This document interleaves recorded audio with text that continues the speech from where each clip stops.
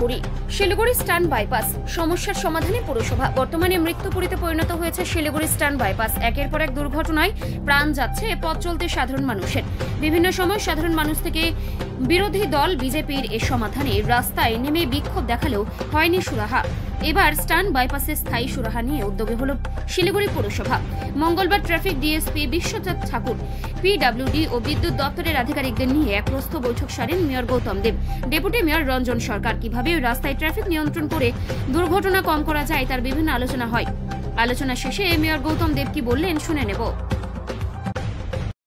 আমরা এই eastern bypass আমরা 4 লেনিং করেছিলাম পিডব্লিউডি ডিপার্টমেন্টকে হ্যান্ডওভার করার পর, এবং 64 পেয়ার লাইট টিউবলার পোলের উপরেও লাগানো হয়েছে।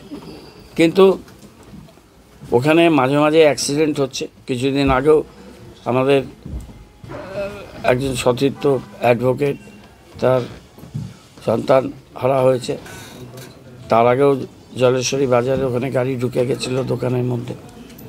ওখানে সেই ট্রাফিক অ্যাক্সিডেন্টের বিষয়টা কমানোর জন্যে আজকে এই মিটিংটা করা হলো। DCP traffic, PWD electrical, PWD civil, আমাদের কমিশনার ম্যাডাম, অন্যান্যরা, আমরা আমাদের এমআইসিস, ওখানকার কাউন্সিলর, মেয়র, ডেপুটি মেয়র আমরা ছিলাম।